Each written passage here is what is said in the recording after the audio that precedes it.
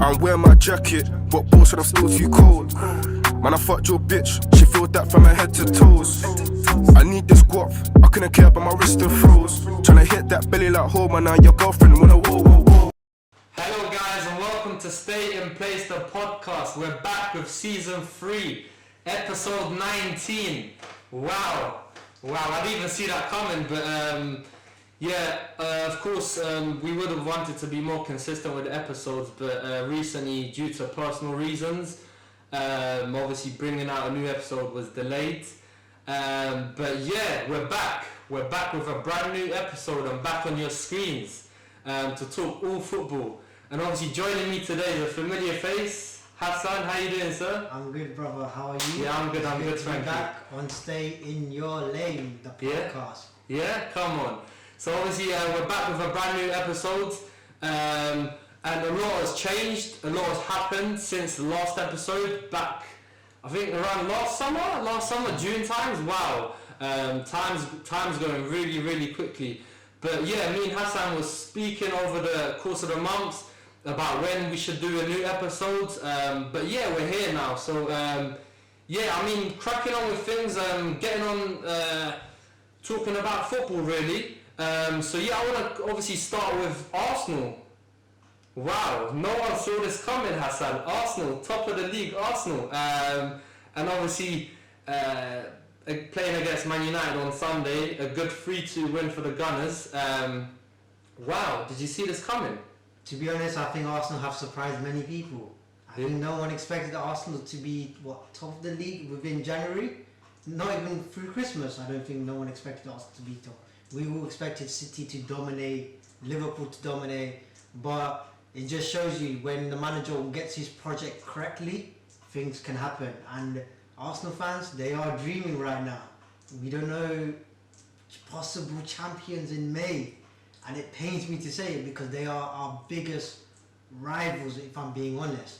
They're up there for us, and Arsenal winning the league could cause heart pain for United fans. Mayhem really. Mayhem. Literally, no one saw this at the start of the season. I'll be honest, I'll put my hands up. Like, I'm not sure for Hassan himself, but I honestly didn't even see them in my top 4. That's how confident I was in Arsenal not doing well. But I mean, credit to Mikel Arteta and his team really for the performances that they have obviously put on the pitch this season. Credit to the management team really. And obviously a good thrilling game against Manchester United as well. And I just want to bring up a quick quote that obviously Thierry Henry, former Arsenal legend, obviously said on CBS Sports. He said, "We saw a team with 3 years of development against a team with 6 months of development. Also a team with 1 week of rest against a team with 2 days of rest. Yet still, Man United went toe-to-toe, which for me was surprising." And I mean, from this quote, we can already tell that Arsenal have obviously been developing over the course of the 3 years. And obviously, Arteta, I feel like he's put foundations into that club. And obviously, getting rid of such players as Ozil and Aubameyang, he put a stamp on it. And like, how do you think his management's been of Arsenal? And do you think it was obviously, looking back on it now, do you think that was the right call to get rid of top quality players such as Aubameyang, who was the captain at the time, and Mesut Ozil? Well, we have to give credit to Arteta. Like we said, he came in with his own DNA. He's not trying to follow the footsteps of Arsene Wenger. He's not allowing player power to get involved in this. He's his own man, and credit to him because look what he has done. He got rid of the big players, just like you said, Ozil, Aubameyang, players who were on big wages at Arsenal. And let's be honest, once they signed that wage and that contract, they didn't really do much. And Arteta had enough because he knew it's either him or the players that will get, either the players go or he will be the one to go. Because we see a lot with the managers that not a lot of managers survive in this job. Of course. So, and the likes of him bringing Bukayo Saka, Gabriel Martinelli, Eddie Nketiah, which is a big surprise. He gave Eddie Nketiah the biggest number 14. I don't know a lot of people. That was Thierry Henry's number, and he's living up to that moment. And you can just see in that team, Martin Odegaard, the man is a magician right now. He's a revelation in that Arsenal team. Thomas Partey, probably up there for best CDM right now in the Premier League, even though we have a lot of great CDMs. But once they play, it's like you can just see the energy, the fight, the power, the mentality. The mentality is the biggest thing. Like, he's getting rid of this losing mentality that Arsenal probably had back when Unai Emery was in charge. He has completely just changed that, and I think people now need to start have been taking Arsenal now serious, because let's be honest, they're not far off from the Premier League. They're beating some of the biggest clubs in the Premier League. United this Sunday, Tottenham, they've been up there with Liverpool as well. Chelsea, like, they're doing well. Yes, they're not signing the big players they want to, like Chelsea, United, City, but look at the players they have. They have players who are hungry, and that's what you need in your squad. Players who want to show the world that I'm here to create my football legacy. And Arteta and his players, even his coaching staff, who don't get enough credit, are doing that right now, and it's amazing. I mean, I can't even blame Arsenal fans right now. They're enjoying the season, and I hate it. Of course. And talking about hungry players as well, obviously you mentioned the likes of Bukayo Saka, who's been having, an amazing season, obviously carrying on from his form at the World Cup, and obviously having established performances on the field for Arsenal as well, which is obviously being displayed on a consistent level as well. And who saw this coming but Eddie Nketiah? When Gabriel Jesus got injured, obviously prior to the World Cup, Arsenal fans thought it was over.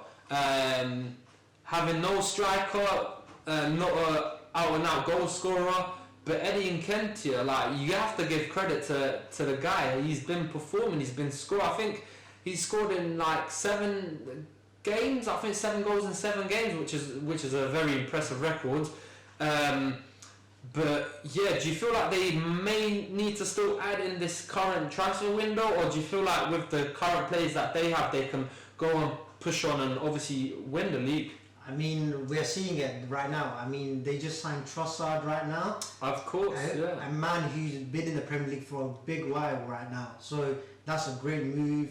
They just signed one of the Polish centre-backs, a very key man. Don't know his name, I apologise for that. But Cuellar, I think that's his name. And he was linked with the likes of Chelsea and Real Madrid back then, and Arsenal got him for 20 million. That could be a steal for them. You never know. And you can see the players they're linked with. They're linked with players who are young but who are hungry. And I feel like Arteta knows the players he wants. He just wants players who play for the badge right now. He doesn't want this player power that come in, show big ego, driving big fancy cars. He just wants them to come into training, come out of training, go to matches, come out to matches. That's all he wants. He's not there to mess about. And of course, and obviously with the captaincy, I mean, who saw this? But Martin Odegaard, he's obviously had huge pressure of wearing that captain armband for the Gunners, but most people obviously said before he got made captain that his performances would obviously be affected by the huge pressure of obviously wearing the armband. But we're seeing something completely opposite. I mean, his performance on the pitch have obviously been very, very impressive, and you can really tell that he's a natural leader, and he was obviously brought in at a young age from Real Madrid as well, who obviously had high hopes for him. But now we're really getting to see the real side of Martin Odegaard, and he's really, really performing at a high level. Yeah, of course. I mean, we saw a guy who wasn't getting a sniff at Real Madrid for some reason. Then he came in his first season at Arsenal on loan. He did okay, but as many Arsenal fans, they didn't really want to sign him on a permanent deal, let's be honest. Yeah. And then Arteta went back for him, paid 30 million, and then look what he's doing. You can probably say he's the best number 10, better than Bruno, better than De Bruyne right now, we're just speaking, in the Premier League. And I mean, with captaincy, it's a big responsibility. Arsenal's a big club, let's be honest. And for you to be captain, you gotta have leadership. You gotta be a team player. You gotta be hungry. And I think that just comes down to maturity. You see, he's not old, he's not young. Like he's in a good age. He's hitting his prime right now.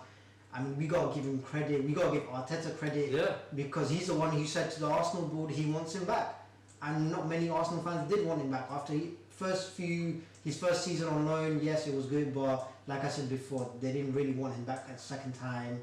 But now he's proven a lot of players wrong. He's just playing. He's giving that Mesut Ozil vibe. Let's be honest. It's just. If you ask a lot of Arsenal fans, they'll probably tell you the same. It's that Ozil vibe. But for me, the only difference is that Ozil was great, but Odegaard, I think there's greater things to come for Odegaard. And let's say if he wins the Premier League, to win the Premier League at Arsenal captain, big accomplishment from him. Of course. Massive. Of course, and obviously linking it back to obviously Mesut Ozil, but in my opinion, I feel like I'm seeing more of the De Bruyne role. The role that Odegaard's obviously playing at Arsenal right now is a role that De Bruyne has been doing at City for the last 4 to 5 years. And obviously we can't take anything away from De Bruyne. And I'm not saying Martin Odegaard's obviously De Bruyne, but honestly, I'm seeing the same kind of impact, and hopefully it carries on for Martin Odegaard. I mean, he's a extremely incredible player, and obviously credit to Arteta and Arsenal really for their outstanding performances so far this season. And obviously, as a United fan, it's hurting me. But as a neutral, it's good to see. It's the kind of football that we want to see in the Premier League. So hats off to Arsenal really. Okay, so picking it up, I was asking Hassan about his signing of the season. So if you had to pick one player who really stands out for you? I mean, everyone will say Erling Haaland because of the goals he has scored for City. But for me, I want to go outside the box a little bit. For me, I would say João Paulinho from Fulham. I mean, I would love him at United. I don't know why we didn't go for him. 22 million, he's very young, strong, good hold-up play, great player.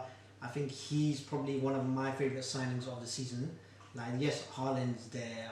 It's not rocket science, but we have to be honest, guys. Let's just go outside the box. Think of who else is out there. For me, João Paulinho. I mean, Casemiro has to be a top contender for this. I mean, with the price tag and everything, I understand that people may say you're biased, but honestly, if, like you said, if we were to think outside the box, the impact that he's had on the club and in and around the team, and from what players have told the media, I mean, Casemiro has to be a top contender. Of course, Casemiro's up there. He's definitely up there, but am I surprised what he's doing? No, let's be honest. Yes, he came in for a hefty price, so who cares? But the man has 5 Champions League. He has La Liga titles. He has Super Copa del Rey on him. Like, what do you expect him to do? Come to the Premier League and become a bum? No, we know what he is. We know the mentality. I mean, the goal against Chelsea, he scored that header. You can see when he celebrated with the fans. You know what we were getting. I mean, I'm just happy that he's doing great. I mean, it's finally good to have a CDM that can pass the ball to our attackers and just let them attack. It's great. I mean, I'm never surprised by Casemiro because I know the kind of footballer he is. I've seen it with Real Madrid. Mm-hmm. I've seen him play I've seen him play finals after. The man has done it all. He's done it all. He's done it all. It's amazing. I wish we signed him when he was a bit younger, but it is what it is. Of course. And obviously, while we haven't been filming as well, obviously the World Cup took place as well. So a big shout out to Argentina as well. Messi obviously cementing his legacy as one of the greats in football, and obviously shouts to Mbappe as well. Even though he weren't victorious in the final, I feel like he had a very solid performance in the World Cup. But yeah, before we wrap up, predictions time. I know this is probably your favourite part of the podcast. So if I was to ask you for your top 4 predictions. Right now, I would say City win the league, Arsenal second, United third. I'm going to say Newcastle fourth. Honestly, you're spot on because that's the top 4 that I would go for as well, with City first, Arsenal second, Man United third, and Newcastle snatching that 4th place. Bottom 3, relegation zone. Who do you think is going to be relegated from the Premier League? I think to finish bottom will be Southampton. I think it will be Everton to be relegated, and I think it will be Nottingham Forest. I just don't think, even though they signed a lot of players, I just Wow, don't think Everton to go down. Everton, you're going down to the Championship. Sorry. Wow. So I had Bournemouth, Forest. I wasn't too sure on the third team, but if I was to pick from either out of Southampton and Everton, I would have to pick Southampton, even though I'm a big fan of James Ward-Prowse, and I feel like he's a big game player. But yeah, that's my top three.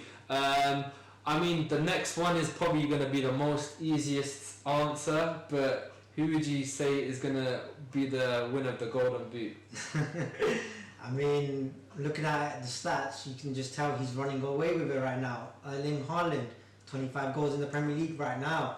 Kane is second, but only with 15. I don't think no one's catching this man. I mean, I can't even disagree with you there. And obviously, last but not least, champions. City. Yeah, I think I'm gonna.